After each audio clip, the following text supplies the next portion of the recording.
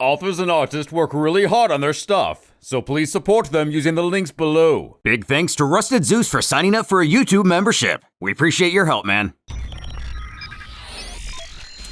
Inside, the warriors set up for bed after their giant feast.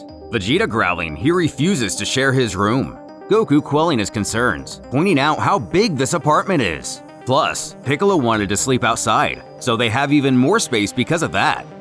Finding the Namek meditating, with the Kais discussing something maybe 20 feet below. The other Piccolo keeps an eye on his other self, though at this point, it's not clear which one is which. When something causes South Supreme Kai to shout out, "Hey you!" We find a very nervous Apul, who stammers he's merely searching for the bathroom. Seeing right through this, the Kaioshin bluntly states, "No, you're looking for the Dragon Balls. Tell your master next time this happens, it'll result in the exclusion of the entire 8th universe."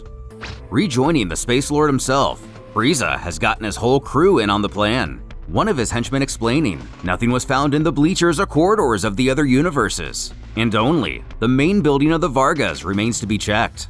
However, it's guarded by the Namekians, so no one has been able to sneak in.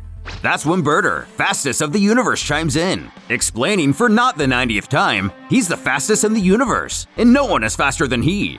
Frieza scoffing no one bigger either. He is incapable of discretion. They need someone small, fast, and smart. Cooler taking this opportunity to power down a form, indulging in himself while obliviously spouting, "You're talking about me." But no, Frieza is merely referring to himself. Stepping in like a Papa Hawk, Cold commands his children to each take a separate part of the building and not make a single fuss about it.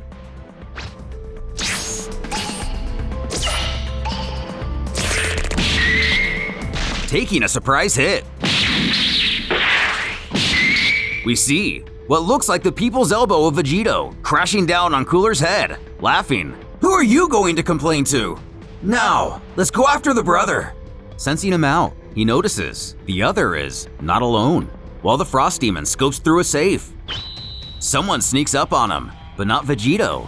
Super Boo, smugly informing the tyrant not to bother doing what he's doing, as he's already searched the entire facility and the Dragon Balls aren't here. Believing it to be simple actually. They're not keeping them in this realm. They're most likely hidden in another universe. In fact, Boo himself would have done the exact same. Regardless, ever the one to stir the pot, the Majin tells Frieza he has some very interesting information for him, inquiring if any of his men possesses that body change ability besides Captain Ginyu.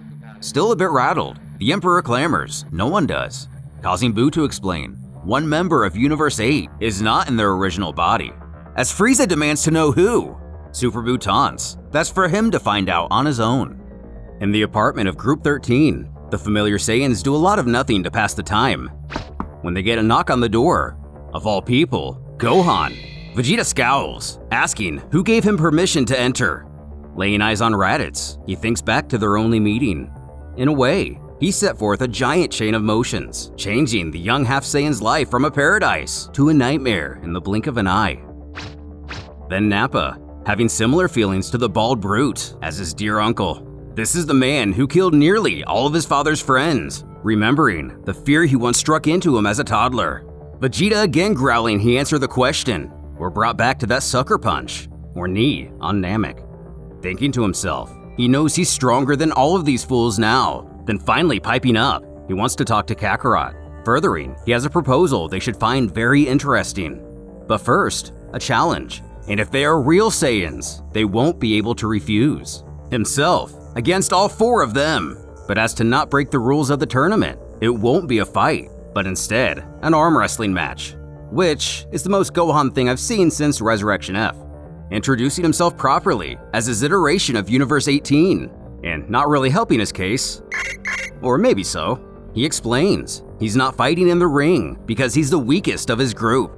All of them can try to push his arm back. He won't even go Super Saiyan, but Vegeta's resolved not to play his stupid games. Standing, Gohan points out that none of these Saiyans are wearing a scouter, which means they can almost certainly sense energy, boasting they already know how much stronger he himself is than all of them. So apparently, there's no need to test him. Moving on, Gohan elaborates his power isn't natural, it's magical. The elements to repeat this magic are available here in this very arena. What's more, he'll even freely trade this information. In exchange, He would like Kakarot to fight his daughter honorably, who barely knows the meaning of the word. But the halfling insists, no unnecessary violence, no death, no sadism. Quite the offer really. As Gohan notes, he isn't even asking him to lose the match. Though rolling his eyes, the Saiyan piffs. Who do you think I… Not even finishing his sentence, Gohan has him thrown against a wall. Powering up to Super Saiyan does nothing to repel his strength. This going on while Raditz and Nappa charge from behind. Our hero barks. The only good thing Kakarot here has ever done, or could have ever done, was hit his head to become the man his father is today. Sending the pair back with a flick of the wrist. And facing their leader, he questions if Vegeta would like a taste next. But still sitting comfortably, he simply utters, "What for?" assuring Kakarot will follow the proposed plans, wanting to know more of this magic he speaks of. With Bojack, the pirate does what pirates do, in finding the treasure buried at the bottom of a bottle, giving a drunken toast to he and Bujin, the lone survivors, bringing up they are the only two remaining from the Galaxy Soldiers. And given Bojack himself sent at least one of their men directly to the grave and basically led Zangya to hers, Bujin more than realizes they are the last two remaining. Though furious on the inside, the little one is at least relieved that Zangya will probably be revived, but this psycho probably just plans to kill her all over again, one way or another. As his boss thinks out loud, wondering how many there were in their original group. 20? 30? When the underling confidently quips, 27. As the intoxicated pirate merely laughs this off, chorting at their lack of resiliency. Panning to Universe 6. The group of magic female warriors know they're in over their head. Sid is already dead and Kat herself didn't fare much better, believing they should just go home. Jet, the blonde, reminds they need to have a little patience and she'll be revived, questioning May, to her right, what she thinks, who states, in another day, she'll be ready. And Bojack will be destroyed. And for anyone who may have forgotten, these girls share a universe with the space pirate and his gang. A few hours later, if there was a sun around here, it would surely be rising as a crowd groggily finds their seats to begin the next day of competition. A Varga works a control panel to restore daylight illumination to the arena. Coming over with what could be assumed to be coffee, another asks how he slept. And given the alarms were blaring all night, he didn't get a minute of rest. But of course, no one was even detected. The audience livening up, chatter amongst each other, excited to see what today's matches have to offer. Cutting to the Frost Demons, Cooler explains to his father how he searched all night and found absolutely nothing, not even knowing who attacked him. Upon cold inquiring where Frieza is, it seems he's gone back to the ship for some reason. Finding him brooding, thinking back to more than 30 years ago in his native 8th universe. In a blind rage, Frieza screams at the destruction of the capital of his empire. Being the noble soldier he is, Ginyu kneels before his leader, taking full responsibility as he was unable to contain the Saiyan. Narrowing his eyes and pointing a finger, the dictator hisses, "Oh really?" Instilling a fatal wound to Ginyu. Growling it's time for the Ginyu Force to find a new name, and their days of dancing are finished, demanding they go burn the commander's body. A pool ushers the captain away, but Ginyu still clings to life, looking at the common soldier. He may have an idea.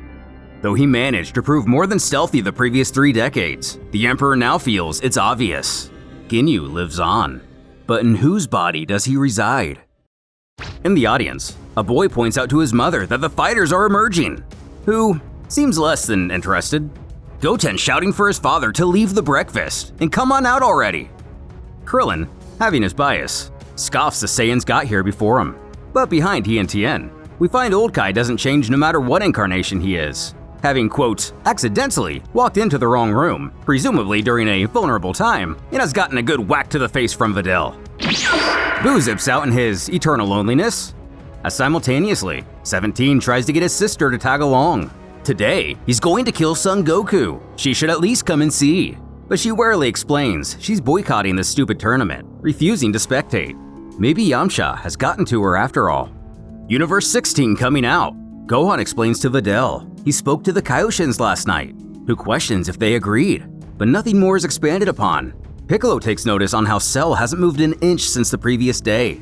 Brawl disgruntled there are too many participants. All they're gonna do is spend another day watching amateurs all over again, frustrated at how boring this is going to be. her father calmly telling her to use it as a time to train her patience and self-control. But only hearing the word train, she requests Piccolo make her a heavy-weighted suit. Being no problem, he responds he can create one up to several tons. Sinking her into the ground at first, this may prove just the trick to solve her boredom, as the officials welcome everyone to the second day and second round as the first and final Great Inter-Universal Tournament. Below, the boys hear music playing, alien music, as a group of now Disney-owned sounds and faces are unveiled. Pan loving the song, though Bra not so much. Tapion enjoying it as well, being a fan of woodwind music. But Bobbity thinks it sounds like an exploding Glaviot. The Cold family having their opinions as well. Cold himself piffing it sounds like that awful music his eldest son plays at his receptions. But Cooler barks this is Punk Figured Symphony. He plays Figured Classical Symphony. Frieza scoffing that Figured Classical Rhythm is much better. And something about this performance has made Super Boo irate. While Bardock tries to make heads or tails if this is what he saw in his vision or not. Appearing in front of the band, the Majin scolds, "You call that a performance? A meeting of this size? Millions of people, and they hire you!" Going on to claim it's an insult to the world of music, as Figuratin isn't even played like this. That's how a beginner would perform it, demanding they hand over their instruments. South Kaioshin ready to put a stop to this rudeness, though the Grand Supreme Kai has to admit, Super Boo isn't wrong. Vegito finding this too funny to want to intervene. Besides, when's the next chance they'll get to hear Super Boo play music? Commandeering the fanfares, one Mini Boo tells the last alien, not him, he's playing great. Assembling, the Majins unleash a sound of such beauty, even the most sinister of fighters are left awe-stricken. Except Goku, who feels like it's the same as before. The audience lets out an enormous cheer for their maestro, and with the Majin happy with himself, he goes to exit the stage, when the alien questions why he allowed him to keep playing. Staring at him coldly, he says he can recognize talent, and that the two of them have crossed paths in another universe. In fact, like many other artists, this man resides within him, sending a shiver up his spine. Ready to get the fighting started, the second round officially begins. Given the aptitude of warriors to come, the gravity of the ring will be increased tenfold, or about 100 times Earth's gravity. Kakarot, joking to his sibling, chuckles. This is where Nappa gets demolished by Frieza. That is, unless the ring itself doesn't crush him. But calling out his brother's foolishness, as he and Nappa both trained in far more gravity than that of the ring. And the pair have made a small plan just now, so he'll just have to wait and see. Shouting, "Hey, cue ball!"